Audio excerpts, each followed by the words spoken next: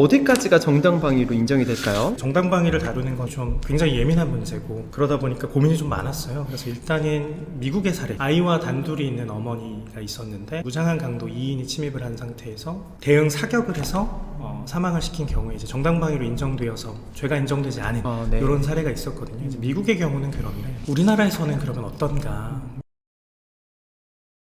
네, 그랜드마스터북 언제나 나를 지키는 법 윤종훈 저자님 모셨습니다. 반갑습니다. 네. 소개 한번 부탁드릴게요. 안녕하세요. 언제나 나를 지키는 법의 작가이자 또 변호사로 일하면서 글 쓰고 있는 윤종훈입니다. 반갑습니다. 법률상식 책이 시중에도 또 많이 계시고 다른 훌륭한 변호사님께들도 많이 작업을 해주셨는데 법이라는 게 좀 멀게 느껴지는 경우가 좀 많다 보니까 독자분들이 편하게 이 책을 쥘 수 있으면 좋겠다라는 생각을 좀 이제 했습니다. 우리가 사회생활을 하면서 굉장히 다양한 역할을 갖게 되잖아요. 제가 1층에서 뭐 커피를 살 때는 구매자 입장이지만 또 제가 다른 가게에서 뭔가 물건을 팔 수도 있고 그렇게 사회에서의 나의 역할과 지위가 굉장히 쉽게 바뀌고 그러한 순간순간마다 법이라는 게 결국 나의 권리와 의무를 정해주고 지켜준다. 그런 측면을 좀 강조하고 싶어서 이런 제목을 골랐습니다. 법이 약간 무서운 느낌이 좀 있었는데 언제나 나를 지키는 법이라고 하니까 뭔가 좀 마음이 안심이 되고 약간 방패막이 이런 것 같기도 해요. 네. 네, 저도 정확히 딱 그렇게 생각하는 게 우리가 이제 나이가 들면서 아픈 부위가 가끔씩 좀 생기잖아요. 아플 때마다 이제 막연한 불안감이 좀 이제 있잖아요. 근데 이제 병원에 가서 저희가 의사 선생님들 뵙고 진단을 받고 크게 걱정할 것이 아니다라는 걸 확인하면 또 마음이 굉장히 편해지는 게 있잖아요. 법도 딱 그런 부분이 있는 것 같습니다. 좋은 비유네요. 좋습니다. 저자님 고르신 첫 번째 문제 한번 같이 볼까요? 침입자의 부당한 침해로부터 자신과 가족을 지키려는 것을 넘어 이미 제압한 침입자를 감정을 실어 공격하는 순간, 바로 그 순간이 피해자와 가해자가 뒤바뀌는 순간입니다. 결국 법이라는 건 결국 선이거든요. 저희 오징어 게임 같은 거 할 때 보면 금 밖으로 나가면 아웃 이런 말들 하잖아요. 법이라는 건 결국 선이라서 이 선을 넘으면 위법하다 또 불법이다 이런 것들을 이제 확인할 수 있게 되는 건데 결국 신호등과 같은 역할을 저는 법률가가 한다고 생각하거든요. 사실 저도 일을 하면서 좀 복잡하거나 어려운 자문이라든가 이런 건이 있을 때 답을 드리기는 사실 쉽습니다. 무조건 안 된다고 말씀드리는 게 가장 쉽기는 하지만 근데 그러면 우리 사회에 얼마나 많은 새로운 시도와 도전과 아이디어가 다 사라지겠어요. 그래서 결국은 이 선 이런 걸 아는 게 굉장히 좀 중요한 것 같거든요. 당연히 난 피해자니까 이 정도까지는 해도 되지 않을까라고 막연히 좀 생각하는 그럴 수도 있는데 실제로 또 우리 법, 우리 사회 규범을 봤을 때는 어디까지 가능하고 불가능한지 이런 걸 조금 공부해서 알아두면 나를 지키고 내 소중한 사람들을 지키는데 도움이 될 것 같습니다. 피해자와 가해자가 뒤바뀌면 진짜 끔찍할 것 같아요. 말씀하신 대로 법이라는 게 선이고 그 선을 지키는 것도 선을 알려주는 거의 역할을 하는데 법이 너무너무 조금 애매하다라고 생각이 드는 부분이 팩트가 있으면은 이 선을 넘었냐 안 넘었냐를 판단하는데 법적인 해석들이 개입되는 것 같더라고요. 그래서 사실은 이게 좀 굉장히 어려운 부분이 되지 않나 싶긴 해요. 네, 맞습니다. 우리 사회에 완전히 똑같은 사건은 다 없잖아요. 그러니까 같은 사람이 비슷한 일을 한다고 하더라도 그 사건의 내용은 조금씩 다 다를 수 있고 그러다 보니까 법에서 구체적인 내용을 정해두는 것은 아주 중요하겠지만 모든 걸 정해둘 수는 없거든요. 그건 애초에 불가능한 개념이고 그러다 보니까 지적해 주신 것처럼 어떤 법 조문이 있으면 상황을 분석해서 그 조문을 상황에 적용해서 결론을 내는 과정이 바로 이제 재판이고 그렇게 나온 결과물이 이제 판결이 되는 것인데 그럴수록 결국 각각의 당사자가 저는 이 상황에서 어떤 일이 있었습니다. 이래서 억울합니다. 이런 부분을 좀 적극적으로 주장할 수 있는 게 중요할 것 같습니다. 사실은 이제 선 넘지마 약간 이런 얘기 하는데 그냥 개인적인 주관적인 선이 아니라 법적인 선이 있고 법적인 선이 여기에 있는 수많은 사례 되게 많더라고요. 그래서 이런 사례들을 최대한 좀 한번 다뤄보도록 할게요. 휴게실에 있는 간식과 비품을 가져가는 것은 절도죄이 아니냐. 제가 처음 사회생활을 하고 대기업에 다녀서 제일 좋았던 게 휴게실, 탕비실이었거든요. 간식도 되게 많고 커피도 되게 많고 좋잖아요. 견물생심이라고 사람이 이제 욕심이 생기기 마련이고 근데 조금 개념을 넓혀서 좀 생각을 해보면 우리가 탕비실에 있는 과자 하나 가져가는 건 당연히 괜찮을 것 같지만 A4 박스가 막 크게 여러 개가 들어왔는데 그걸 가져다가 다른 중고마켓에 파는 장면을 생각해보면 누가 봐도 이건 바람직해 보이지가 않고 그쵸. 탕비실에서 과자 한두 개 가져가는 것이 당연히 죄가 되지는 않을 거예요. 그러나 판례에서 보면 회사에서 제공한 목장갑들을 모아두었다가 가져가서 개인적으로 썼던 것들 이런 게 징계의 근거로서 유효하다 이런 판결들도 또 이제 있거든요. 때로는 어떤 이제 강큰 직원분들은 회사의 자산을 이제 함부로 몰래 빼돌려서 판매하는 경우들이 있다 보니까 그런 부분들을 법적으로는 절도죄로 평가될 수 있다라는 이런 개념을 좀 인지하고 있을 필요가 있겠다는 생각이 들었습니다. 좋습니다. 네. 두 번째 보도록 할게요. 집단 퇴사와 영업 비밀 유출. 이것도 당연히 안 되죠. 안 네. 되는데 요즘 또 빈번하게 있는 일이기도 하고 애매한 부분도 좀 있긴 있어요.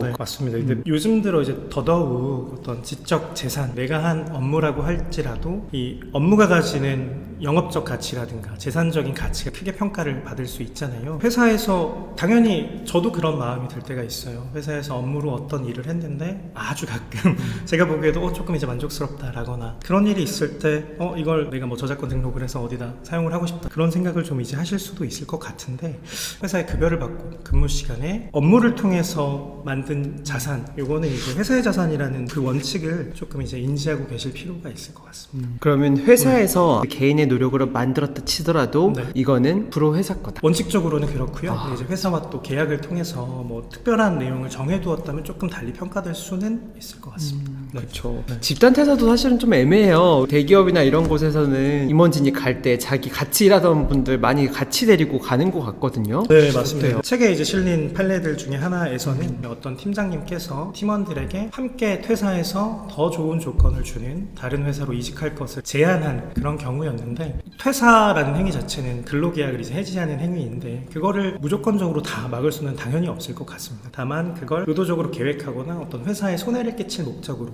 그런 행동을 했다면 그 자체가 회사에 손해를 끼치는 행위일 수 있으니까요. 그건 또 달리 좀 평가해야 될 것 같고요. 이제 회사에 피해를 입히겠다는 목적으로 다 나가자 이런 거라면 그렇죠. 게임 프로젝트였던 걸로 제가 기억을 하는데, 프로젝트를 계속 지속해 오던 팀장을 비롯한 모든 팀원이 그 자료를 가지고 함부로 동시에 일시에 퇴사를 하고 그 자료를 심지어 또 다른 게임 회사에 가서 그들의 게임 프로젝트를 새로 만드는데 함부로 좀 사용한다거나 그러면 이건 기존 회사에 손해를 끼친 걸로 판단될 수도 있지 않을까, 이렇게 이해할 수 있을 것 같습니다. 그러면 손해배상인가? 손해배상을 할 수 있을 것 손해배상. 같아요. 아까 말씀드린 것처럼 기존 회사에서 근무 시간에 작업을 해서 만든 게임 개발 물은 기존 회사의 자산으로 평가되는 게 원칙일 테니까요. 맞아요. 만약에 가져갔다 쳐요. 이런 지적 자산이 당연히 그대로 출시는 안 할 거잖아요. 조금 변형을 할 텐데 이것도 되게 애매할 것 같아요. 그건 또 어떻게 판단해요? 그런 부분은 판단이 사실 정말 좀 어렵고, 그래서 각각의 사실관계를 꼼꼼히 놓고 이제 비교대조하는 과정들이 있는데 그걸 판단하는 나름의 기준이 조금씩 개발되어 가는 과정이라고 알고 있어서 저도 판례가 나오면 공부하려고 계속 좀 노력하고 있습니다. 그렇구나. 집단퇴사 한번 얘기해봤고요. 네. 정당방위와 죗값 한번 얘기해볼게요. 정당방위 이것도 사실 네, 먼저 네. 때리면 다 이제 정당방위로 뭔가 법적인 책임이 없는 것처럼 해서 좀 악용된다 이런 느낌도 있었거든요. 어디까지가 정당방위로 인정이 될까요? 법이라는 게 결국은 그 사회를 구성하고 있는 사람들이 합의해서 만들어 놓은 체제이기 때문에 정당방위를 다루는 건 사실 좀 굉장히 예민한 문제고, 그러다 보니까 고민이 좀 많았어요. 그래서 일단은 미국의 사례, 아이와 단둘이 있는 어머니가 있었는데 무장한 강도 2인이 침입을 한 상태에서 대응 사격을 해서 사망을 시킨 경우에 이제 정당방위로 인정되어서 죄가 인정되지 않은 네. 이런 사례가 있었거든요. 이제 미국의 경우는 그런데 우리나라에서는 그러면 어떤가, 이걸 이제 강원도에서 있었던 유명한 사건을 판례로 설명을 하면서 좀 말씀을 드렸습니다. 쉽게 말해서 그냥 방어하기 위한 행위까지가 정당방위의 범위로 현재로서 우리 법원은 좀 인정하는 추세인 것 같고요. 근데 이제 본격적으로 서로 싸우는 수준에 이르렀다, 나를 방위하기 위한 행위를 넘어서서 상대방을 적극적으로 공격하기 시작하면 그때부터는 피해자와 가해자가 뒤섞이게 되는, 그럴 수가 있는 상황인 것 같습니다. 그러네요. 또 이제 우리 헬스장 환불 한번 좀 얘기 한번 해볼까요? 연간으로 끊고 이제 환불을 못하거나 폐업한 사례들이 굉장히 많은데 이런 경우는 환불은 좀 어떻게 될까요? 저희가 헬스장에 계약할 때는 나는 달라질 거다라는 큰 목표를 가지고 시작을 하잖아요. 그러다 보니까 할인을 해주는 그런 가게들, 연간으로 장기간 계약을 해도 1년 혹은 뭐 더 긴 기간을 충분히 다닐 거다라고 생각해서 할인 가격으로 계약하는 경우가 대다수인데, 실제로 이 환불을 할 때 정상 가격 기준으로 또 이제 공제를 해버려서 실제로 환불을 받지 못하는, 내가 받는 돈 이제 거의 없게 되는 그런 경우들이 이제 잦은데, 이런 경우는 법원의 판결도 사실 좀 다양하게 있습니다. 이런 사건들이 좀 다양하다 보니까 일반적으로는 할인된 할인된 금액으로 계약을 했으면 당연히 할인된 금액을 기준으로 환불을 받는 게 당연하지 않느냐. 소비자 입장에서는 또 그렇게 생각할 수도 있는데 그것도 사실은 계약에서 정해두기에 따라서 당사자들 간의 합의를 통해서 맺어진 계약이라면 그것이 부당하지는 않다 이런 판결들도 또 있거든요. 그래서 인터넷에서 무조건 저는 이렇게 환불을 받았는데 이런 걸 이제 좀 맹신하기보다는 일단 내가 체결한 계약의 내용은 제가 서랍에 넣어둔 계약서에 있으니까요. 계약서를 찾아서 그 내용이 어떻게 정해져 있는지, 그리고 가능하다면 계약할 때 그런 내용을 좀 숙지하고 안내를 받고 계약을 진행하는 게 제일 좋을 것 같다. 저도 비슷한 사례가 있긴 한데 상대편에서는 계속 누가 이거 설명했고 계약서에 사인했다 이것만 앵무새처럼 반복하더라고요. 이게 법적으로 방어를 치는 거구나, 그 앞에서는 또 제가 어쩔 수 없구나라는 생각이 좀 들긴 했어요. 계약서를 쓸 때 진짜 계약서를 꼼꼼하게 보는 거는 온전한 책임과 의무의 영역이다라는 생각이 들더라고요. 네, 맞습니다. 어쨌든 자기의 서명을 하고 도장을 찍는다라는 행위는 굉장히 또 법률적인 의미가 있으니까요. 미리미리 진지하게 좀 알아보고 그럴 필요가 있을 것 같습니다. 물론 이제 내가 뭐 서명을 했다고 하더라도 그 조항 자체가 굉장히 부당하고 이제 무효로 판단될 수 있는 내용들도 분명히 있기는 합니다. 너무나 지나치게 부당하게 분리하다면 구제받을 수 있는 방법이 없을지 또 찾아볼 필요도 있을 것 같아요. 좋습니다. 다음 한번 보도록 할게요. 내용 증명과 지급 명령 한번 볼까요? 돈 빌려주거나 금전 거래가 관계있을 때 잘 주의하거나 이래야 될 부분이나 떼었을 때 조치 어떻게 해야 되는지도 한번. 제가 이 주제를 선정하고 판례를 찾으면서 가장 좀 안타까웠던 사례가 사위가 장모님으로부터 돈을 빌려서 이제 집을 구매하는데 돈을 썼는데 추후에 이혼을 하시게 된 거죠. 그래서 장모님이 돈을 돌려달라고 이제 요구를 하셨는데 그것은 나는 빌린 것이 아니라 아예 받은 돈이었다, 이런 식으로 다툼이 됐던 사례가 있어요. 그러다 보니까 어쨌든 내 지갑에서 돈이 나가서 뭔가를 할 때는 가능하면 이제 증거를 남겨둘 필요가 있겠다. 변호사들이 도와드리고 싶어도 증거가 아무것도 없으면 막막한 경우가 있거든요. 가까운 친구 사이에 이런 돈 거래 관계가 있을 때도 카톡으로 뭐 언제까지 갚기로 한다고 정해둔다거나 대여하는 취지를 정확히 밝혀둔다거나 녹음을 해서 보관을 좀 하고 있는다거나 이런 식으로 적극적으로 내 권리를 미리미리 파악해두고 정돈해둘 그럴 필요가 좀 있는 것 같습니다. 맞아요. 이게 약간 관계를 해치는 게 아니라 관계를 지키는 비결인 것 같아요. 이런 게 없으면 약간 선을 넘거나 적반하진 경우들 많아가지고 아까 그런 사위 장모의 경우에는 어떻게 결론이 났어요? 결국 대법원까지 가서 결과가 바로 잡히기는 했어요. 그런데 결과적으로는 돈을 돌려받게 된다고 하시더라도 너무나 많은 비용과 대법원까지 가려면 재판 기간이 좀 오래 걸리잖아요. 그런 것까지 좀 감안하면 미리미리 그런 걸 좀 준비해 두시는 게 좋겠다는 생각이 듭니다. 떼었을 때는 어떻게 해야 되나요? 그러한 방식들 중에 하나가 또 책에 실었던 뭐 내용 증명이라든가 지급명령 신청이라든가 이런 방법이 될 수 있어요. 그런 건 안 어렵나요? 이전에는 사실 좀 많이 어려웠는데 법원이 홈페이지도 개편하시면서 법을 모르시는 분들도 쉽게 할 수 있도록 안내도 굉장히 명확하게 되어 있더라고요. 그런 부분 또 샘플은 책에 또 있기 때문에 참고하셔서 진행해 보시면 가능할 것 같습니다. 맞아요. 이런 것도 많이 활용해 보면 좋을 것 같습니다. 층간소음 한번 얘기해 볼까요? 요즘에 층간소음이 너무 사회적으로 큰 문제가 또 되잖아요. 맞습니다. 층간소음은 참 답을 드리기가 참 힘들고 곤란한 문제이기는 합니다. 제가 이 주제를 골랐던 까닭은 층간소음은 사실 피해자가 있을 거라는 생각이 좀 들기는 해요. 정말로 악하게 의도적으로 누군가를 괴롭히기 위해서 이제 그러시는 분들도 없지는 않으니까요. 그렇다고 해서 뭐 이제 아파트의 구조를 바꿀 수는 없고, 물론 뭐 이사를 가는 게 차라리 편하실 거다 이런 식으로도 뭐 자조적인 뭐 우스갯소리를 하기도 합니다만 경험하시는 분들은 굉장히 힘들어하시죠. 그러면 이런 게 약간 법적으로 좀 조치를 할 수가 있나요? 어쨌든 우리가 사람이 모여 사는 사회이다 보니까 어느 정도 참아야 할 한도는 있는 것 같습니다. 근데 객관적으로 이게 좀 심하다라고 하면 일단은 찾아가서 말씀을 드리고, 그게 어렵다면 아파트에 살고 계시다면 뭐 관리사무소를 통해서 그런 식으로 말씀을 드리는 게 방법일 것 같아요. 경범죄 경찰에 신고하는 방법도 있고, 아니면 층간소음 이웃사회 센터라는 곳이 있어요. 신청을 하면 이제 층간소음이 얼마나 심한지 측정을 해주신다거나 중재를 좀 다리를 놔주시는 그런 역할을 좀 하시고 계셔서 이런 센터의 존재도 좀 기억해 두시면 좋겠습니다. 와, 그런 센터도 있군요. 이런 센터 역할도 되게 큰 것 같아요. 법적으로 굉장히 애매한 부분에 있는 거에 대해서. 그죠? 네, 좋습니다. 자, 그 다음 가게 앞 주차 한번 봐볼게요. 손님 아니면 가요. 여기 주차 못해요. 참으로 많이 듣는 말입니다. 어떻게 되나요? 이런 경우는? 사실은 도로 자체는 개인의 사유지가 아니고 공공재이기 때문에 누군가가 독점하려면 뭐 허가를 받아야 되고, 또 이 점용하는 것에 따른 점용료를 지불을 해야 하거든요. 근데 보통 요 휴양지 같은 데 가보면 가게 앞 도로를 식당에서 물건들을 쌓아둬서 따라서서 그 식당을 이용하는 차량이 아니면 절대로 주차하지 못하게 해주는 경우가 많아서 그런 데서 또 이제 갈등이 좀 많다고 하더라고요. 근데 말씀드린 것처럼 가게에 딸려 있는 개인 사유지 또 가게 주차장이면 당연히 가게가 권리를 가지지만 도로까지 독점하시고 함부로 막 물건을 쌓아두시고 그게 또 위법한 행위로 평가될 수 있으니까 가게 사장님도 조금 그런 부분은 헤아려서 좀 행동하시면 좋겠습니다. 한번 얘기해봤고요. 그 다음에 퇴사한 전 직장 리뷰 이런 거 한번 얘기해볼게요. 특히나 요새는 막 직장 내 괴롭힘이 너무 이슈가 되고 있고 그러다 보니까 실제로 이런 사례가 굉장히 많다고 또 하더라고요. 이게 애매할 수밖에 없는 것이 이 리뷰를 쓰는 목적이 무엇이냐 이런 거에 따라서 좀 이제 달라질 수가 있는 것 같아요. 예를 들면 식당을 다녀와서 어떤 경험을 뭐 너무 좋았거나 혹은 다소 아쉬운 경험이 있을 수도 있잖아요. 그거를 그 식당을 이용하실 분들의 뭐 편의를 위해서 공익적인 목적, 여러분들에게 알릴 목적으로 글을 쓰는 것과 단순히 이제 나의 화를 해소하기 위해서 정말 그냥 뭐 모욕적인 말들을 쓰고 이런 부분들은 당장 내 기분이 해소될 수는 있을지라도 처벌 대상이 될 수 있기 때문에 각별히 주의하실 필요가 있겠습니다.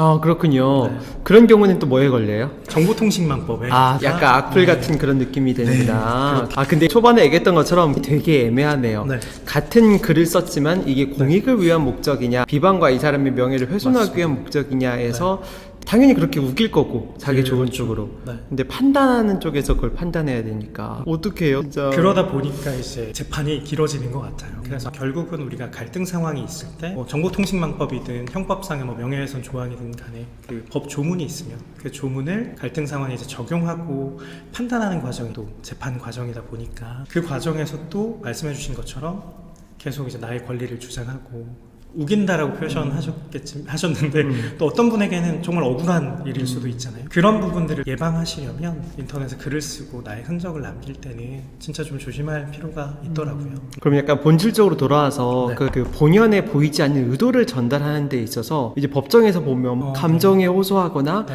아니면 약간 사회적으로 잘 활용될 수 있는 편견들을 활용하거나 네. 이런 식으로 약간 자신의 의도를 편집해서 나타내는 경우도 되게 많더라고요. 뭐 정신미학 뭐 이런 것도 그렇고 그 자기의 의도를 잘 전달하고 부인할 수 없는 뭔가를 남겨놔야겠다 이런 생각이 많이 들더라고요. 그래서 뭔가 계약을 하거나 거래를 하거나 할 때는 서면으로 근거를 남겨두는 게 사실은 제일 좋은 것 같고요.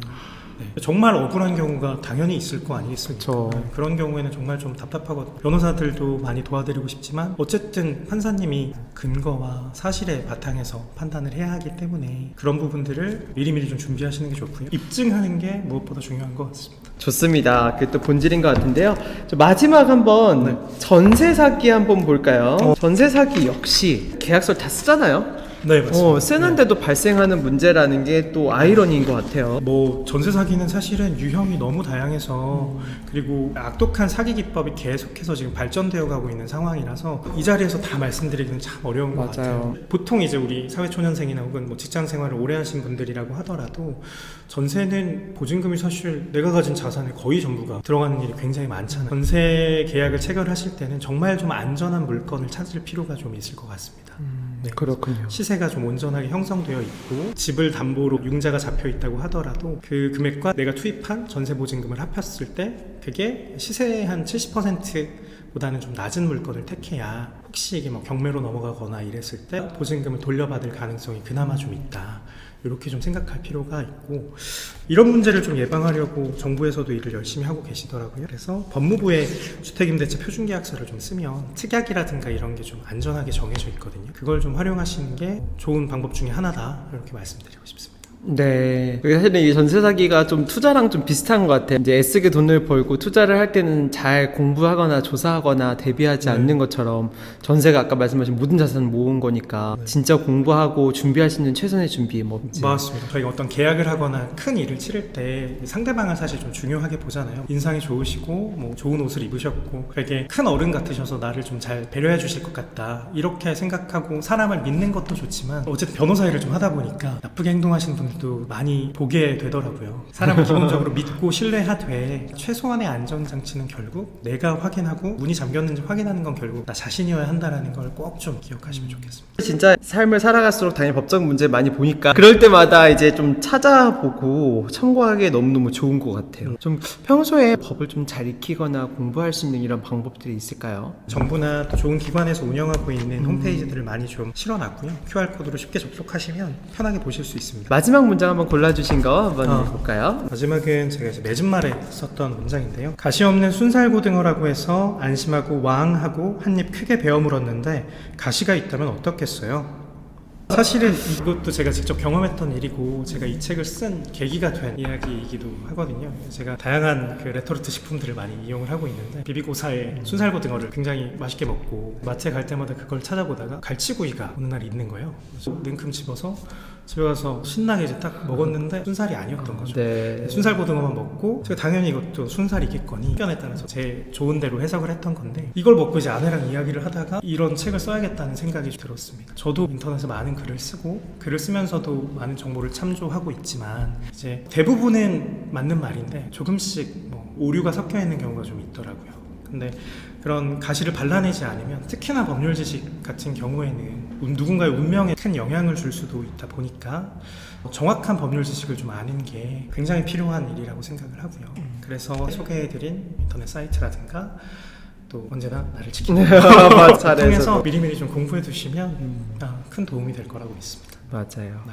그런 건 어떠세요? 이렇게 법에 대해서 알아가면 알아갈수록 이제 사람에 대해서 좀 덜 믿게 되거나 뭔가 책 잡힐 말을 안 하게 되거나 네. 안전해지지만 인간에 대한 신뢰가 떨어지면서 이게 부작용 같긴 하거든요. 어떻게 하면 좀 약간 건강한 법과 동행을 할 수 있을까? 제가 늘 고민하고 있는 것이기도 한데 저도 변호사가 되고 초창기에는 사람을 믿기도 힘들고 왜 이렇게 나쁜 사람들이 많을까 이런 생각을 좀 많이 하던 때도 있었는데 결국 또 그런 갈등을 해소해야 하는데 도움을 주는 건 또 사람이고 나를 위로해 주는 건 또 사람이더라고요. 결국 이 책을 쓰면서 저를 많이 위로하고 응원해 주셨던 분들도 다 사람이라서 이 책으로 좀 갈등을 겪고 또 법률적인 어려움을 겪고 계시는 분들께서 위로를 받았으면 좋겠다는 그런 바람이 좀 있습니다. 마지막으로 좀 전하시고 싶은 메시지나 또 이야기 있을까요? 사회생활을 하다 보면 사람과 사람 사이에는 관계가 맺어지게 되고 그 과정에는 필연적으로 이제 갈등이 수반될 수밖에 없잖아요. 그 갈등을 결국 이해하는 기준은 법이고 그 갈등을 해소하는 기준도 결국은 법이기 때문에 좀 어려워 보이고 당장은 내일처럼 느껴지지 않더라도 그런 갈등 상황에서 나를 지키는 것은 결국 법이라는 걸 여러분께서 좀 기억을 해주시면 좋겠고요. 제가 쓴 이 책이 여러분을 지켜드리는데 도움이 되면 정말 더할 나위 없겠습니다. 진짜 오늘 나눈 이야기가 누군가를 지켜줄 것 같아요. 오늘 오늘 좋은 말씀, 좋은 메시지 너무 감사합니다. 네. 감사합니다. 감사합니다. 네.